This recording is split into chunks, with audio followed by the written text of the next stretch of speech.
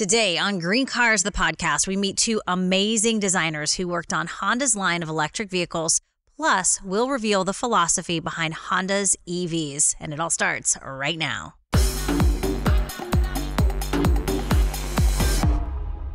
Welcome to Green Cars, the podcast, where we talk about all things involving hybrid, plug-in hybrid, and electric vehicles. I'm Trish Glose. And I'm Dave Nichols. You know, the world of modern car design is fascinating, as we learn from two very passionate designers from Honda.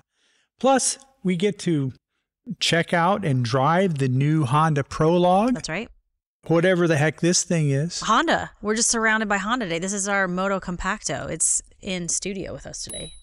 Yes, and we will travel to the Electrify Expo in San Francisco for the latest hybrid and EV news. It's an action-packed episode. There's a lot to unpack, if you will, Dave. Here we go. Here we go. Have you ever wondered how electric cars are designed, Trish? Yes, Dave, all the time. Well, at Honda, the company believes that its designers should express their ideas for automotive designs freely.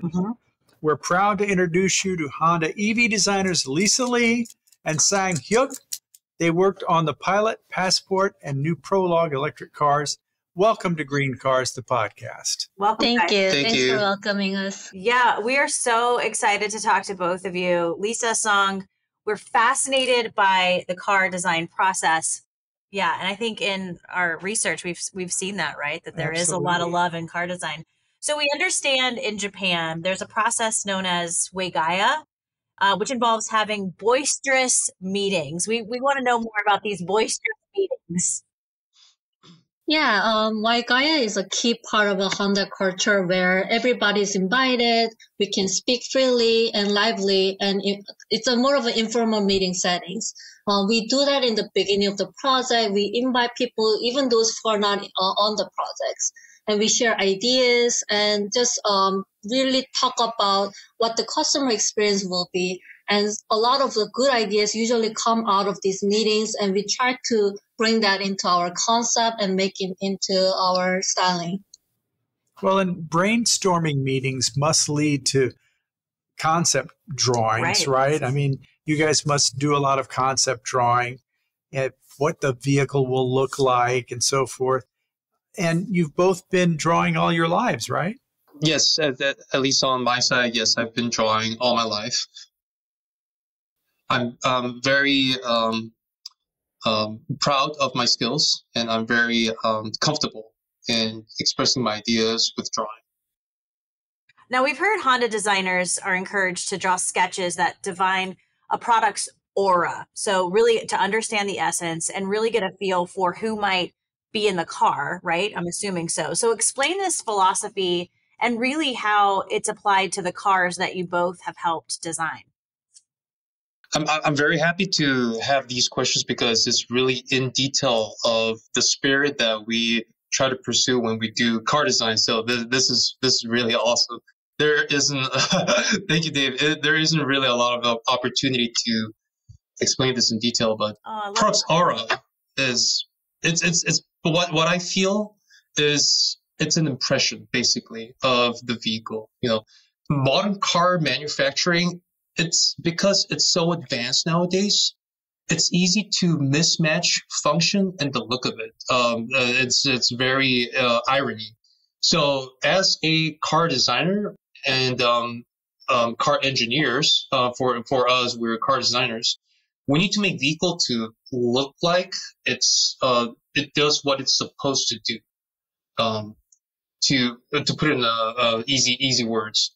For example, if we're designing truck, then truck needs to look tough. It needs to have a very solid stance, very large proportion. But in contrary, when we want to design a sports car, it has to look fast, agile, and sleek. When we talk about product's aura, it's that feeling, the impression that the vehicle looks and feels like it's going to perform its certain function. Well, and I've heard that at Honda, that designers are asked to express the vehicle's heart, you know, the vehicle's soul. And can you explain how you get those feelings across through your drawings? The soul of the vehicle and how it resonates with the heart. We tend to think of it as an aesthetic essence of the car. The essence of its beauty. It needs to show something that's commonly accepted regarding its beauty. That suits to the aura, that suits to the impression of the vehicle, and we think that's where the soul of the vehicle is shown. Lisa, do you want to tackle that too? I kind of want to ask you the same thing. How do you apply that philosophy to the cars that you've helped design? I think when we are designing at Honda, we think every car has its aura and essence, and we're not just drawing a car. We're trying to capture the spirit and the emotion that car can evoke to the customers. So this process helps us to understand who will use the car and how they will interact in the car, and really try to resonate in a deeper level with our customers.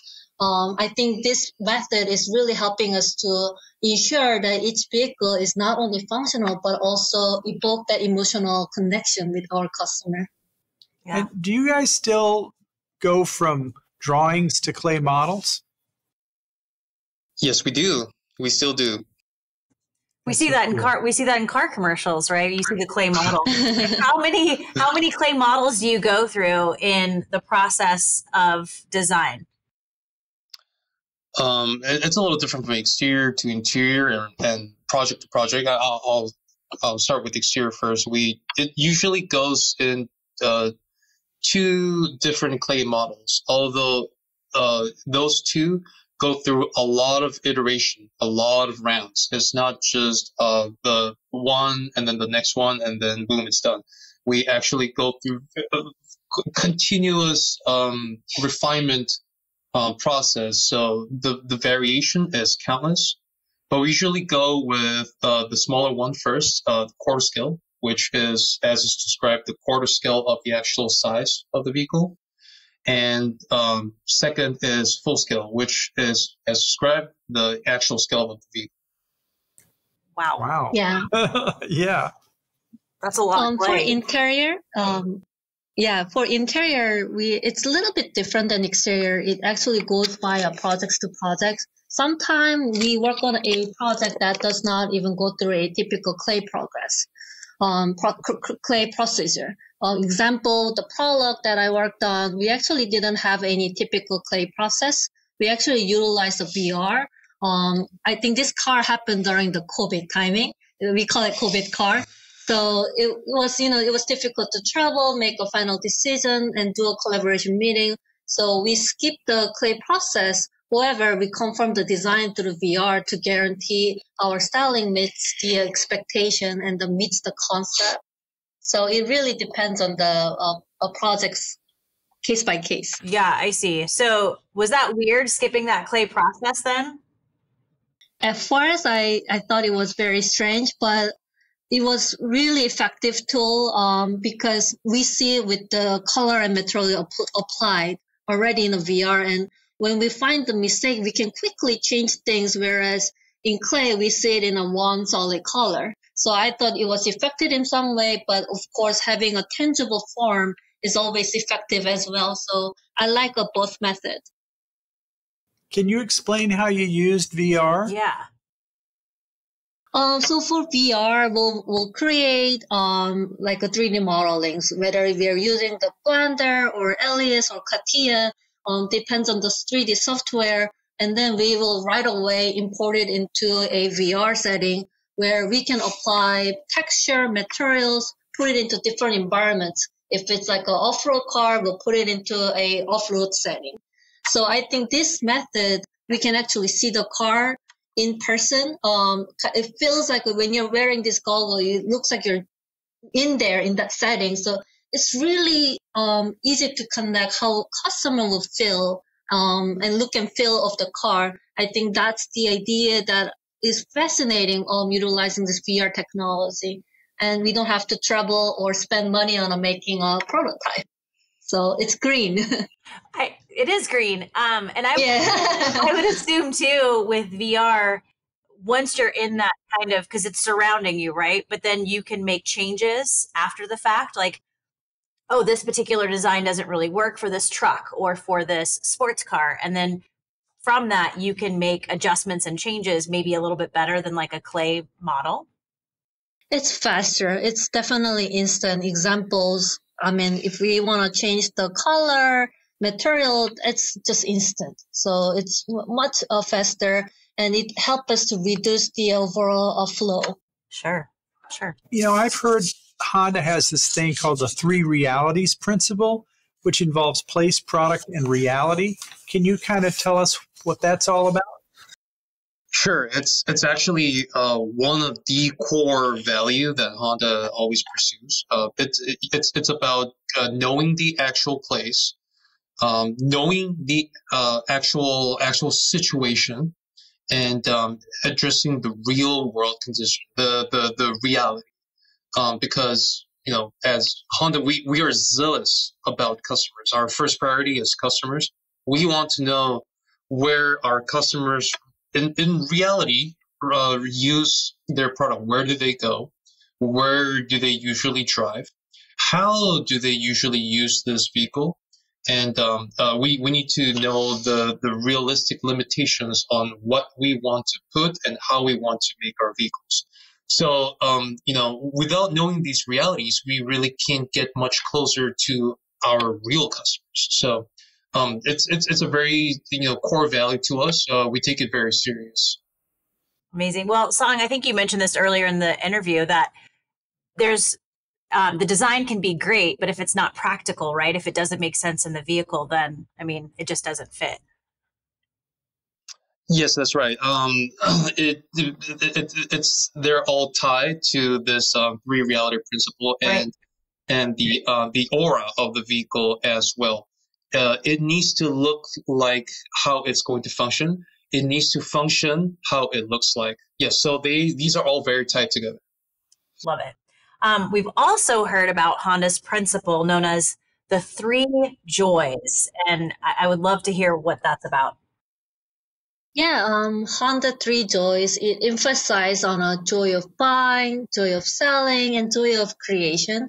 We really wanted to make sure that we focus on customer, and we make sure that we have a customer satisfaction with our product, pride in selling, satisfaction in creation. It all come together as a product. So yeah.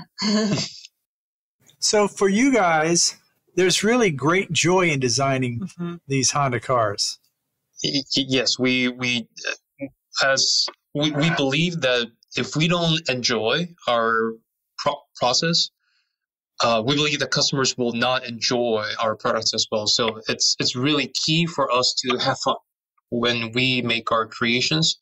We need to have fun. We need to imagine that the happiness that our customers will get when they use our products, and we have to feel the same when we create our products. It's also very key in Honda when we develop our cars. We can feel it, guys. We can feel the joy. I can feel it. Sang, Lisa, we so appreciate your time. Don't go anywhere because we're not quite done with you. But I have to say, I so appreciate design much more after chatting with the 2 of you and seeing the joy that comes from your jobs. I just love it. We get a lot of questions and comments from our audience regarding hybrid and electric cars. So in a segment we're calling Keeping It Current, we just want to get your reactions to some of these comments. We're going to read a few and then we're going to ask you for your feedback after. So hang on, guys. Buckle up. Sure thing.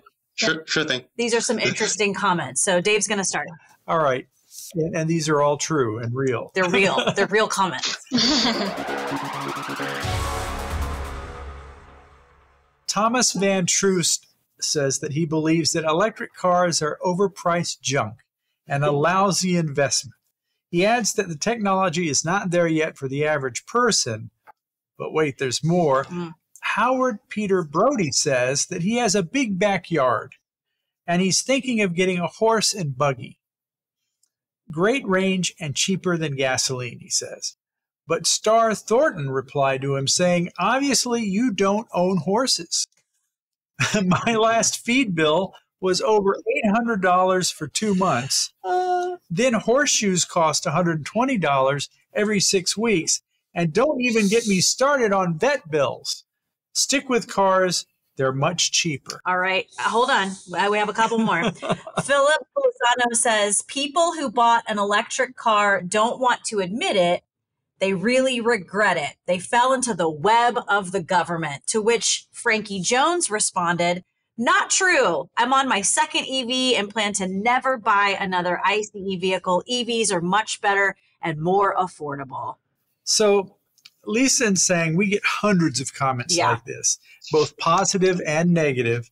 And we can understand the love comments, but why all the hate comments? We don't get that. Do you think some people just hate EVs? And if so, why? We feel a lot of buzz, even around amongst ourselves, when we talk about electric vehicle. We are designers.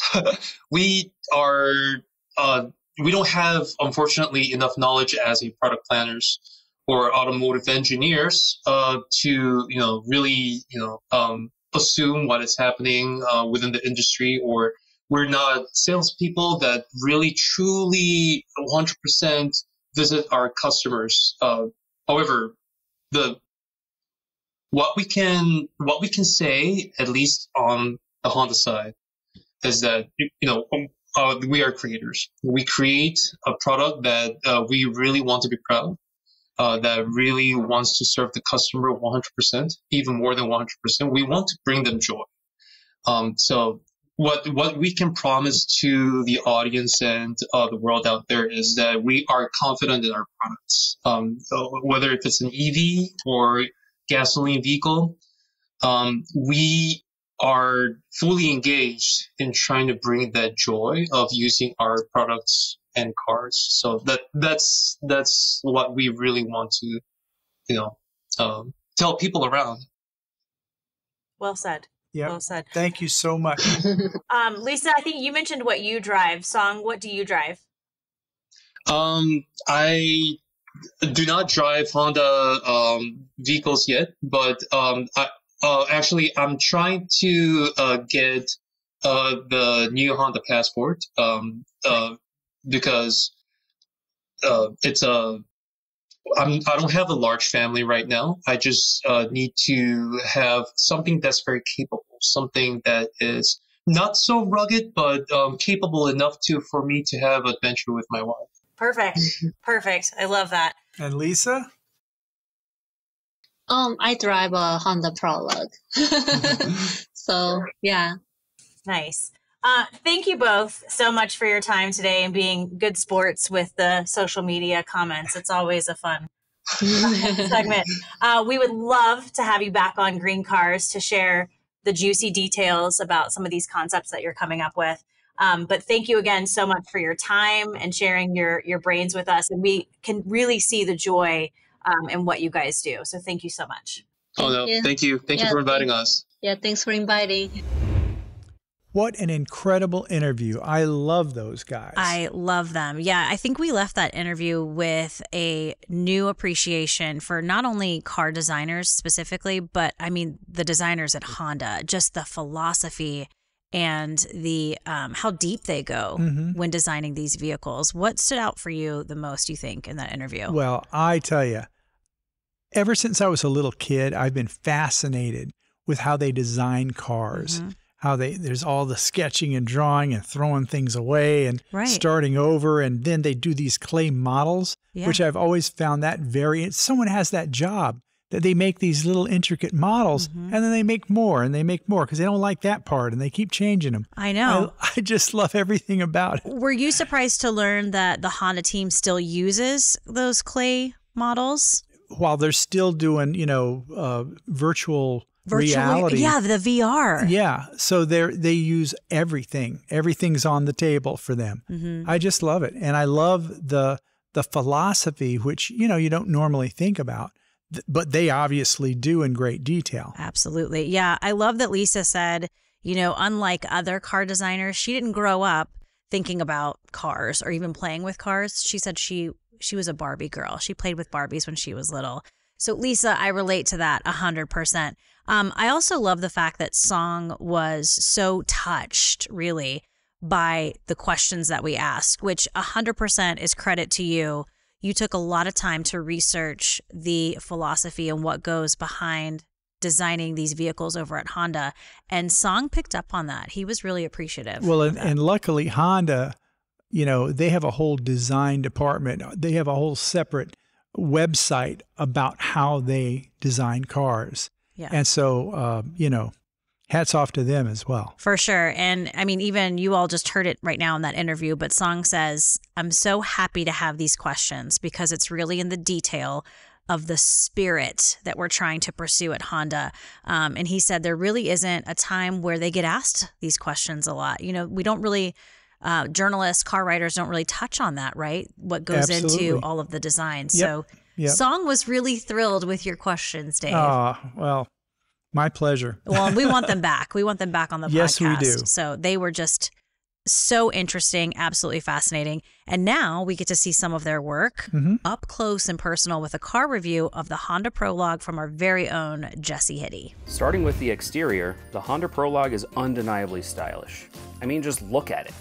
Honda integrates a sleek front grille with futuristic LED headlights, and smooth body lines really give it that modern aerodynamic look. The seats are plush and incredibly comfortable, with plenty of space for passengers.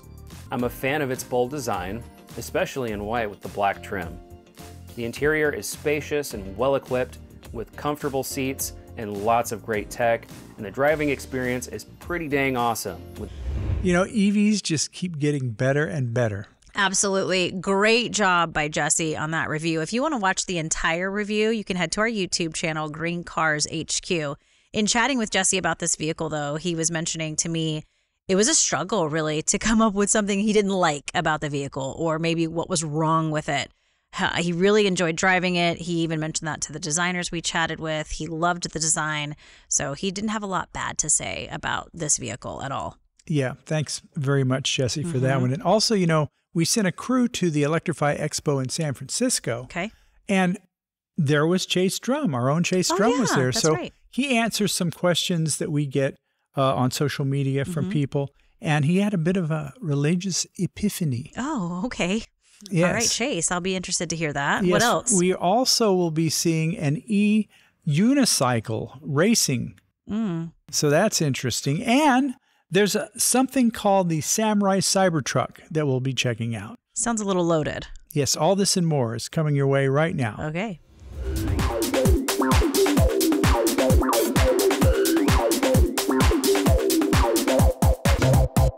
We are humans, and what makes us human is we have different passion. Someone commented that Jesus, if he were alive today, would not like EVs. He would not like it. And why is that? I don't know. Okay. I don't know. But if Jesus were alive, what do you think of the car he would drive? What EV would he drive? Jesus owes to me. I mean, he seems like a public transport guy from what I've seen. So I mean, he'd be taking an EV most of the time. I guess. Yeah, exactly. Yeah, he seems like a big walker. Yeah, I threw that. I just decided to throw that out there. No, we were laughing at the comments question. yesterday. I'm curious why he wouldn't. Yeah. What do you think of that? Can't we all just get along? There's a lot to unpack from that clip. Yep. I love that we asked Chase some social media questions and comments, which brings me to, we've been doing these episodes now for several months, and we do get a lot of colorful and some negative comments on our social media platforms. Yes. Why do you think we have so many? Because we've asked all of our guests these too. Like, why do you think it is we get a lot of negative comments surrounding electric vehicles? Yeah, I think mostly it is that human beings don't like change. It's as simple as that. Yeah. Anytime something new comes on, it doesn't get accepted overnight. But all of a sudden, one day, everybody's got the same smartphone. One day it changes. It's like one day it's like, okay, I guess that's all right. And so that's what's happening with EVs and will happen with EVs. Do you think it's important for people to try one out? I mean, for me, for instance, haven't had a lot of experience with electric vehicles, but once getting behind the wheel, it really does change your perspective on these vehicles. Yeah, and there's so much less maintenance and things you have to deal with. And certainly that's a good thing. You know, that's why on the GreenCars website, I've written hundreds of articles. You have. About everything you want to know about hybrids, EVs, how they work, why they work, what's great about them, all the newest models and things of that nature. So that's why we do that, is to get people to understand where we're going, because we're going there. A lot of education, right, within GreenCars, a lot of education within GreenCars, the podcast. In fact, we've asked a lot of our guests, we've read these comments, and some of our guests have debunked the comments, right? They've actually said, well, that's not really that true. Yep. So that's also what I love about these episodes, is that we're teaching our listeners and me so much information about this world of electric vehicles. Yeah, but it's a normal thing to dislike the new thing, you know, until you get to understand what it will do for you and how much better your life could be comparatively. I do a lot of work with people that ride motorcycles. That's right. And there was a time when they would say, I'm not going to ride that new Evo motor. I still keep in my shovel head, you know, and it's like, that's part of the car culture in this country is enormous. Yeah. We like the way they look and smell and sound and, you know, like that V8 sound. And, you know, there's something to that is true. And so EVs are going to have to create their own culture that people will embrace the technology and really create sort of a new passion about electric vehicles. And you and I get it. We understand those classic cars, right? Yeah. And the sound of the engine revving and the smell of the gasoline, which if you're a weirdo, I love. But people don't really want to let that go. And I think we're saying you don't have to let that go, but come in the club, right? Come visit us in the club of EVs. Right. If I end up with that beautiful Porsche Taycan that I've got in my mind, that's right. I'm not giving up my old Jaguar. No. You know? Absolutely not. You don't have to. You don't have to. I do think it's important, though, you don't necessarily have to embrace this change overnight, like you mentioned. But I do think it's important, that we should be educated about the technology, the batteries, the design that goes in, all the hard work that goes into creating these electric vehicles. Yep. And that's why we're here. That is why we're here. And speaking of comments, we would love to hear from you. The good, the bad, the ugly. If you're watching these episodes, you can drop us a comment on our YouTube channel. That's GreenCars HQ. And if you're listening to this podcast, you can leave us a comment on any of our social media platforms. And as you've heard in the last few episodes, we'll probably read them within the episode. So we can see what other people think about that too. And don't forget, when it comes to EVs, stay informed, stay charged. We'll see you next time. Follow us at GreenCars HQ. Don't forget to like and subscribe. Email us, thepodcast@greencars.com.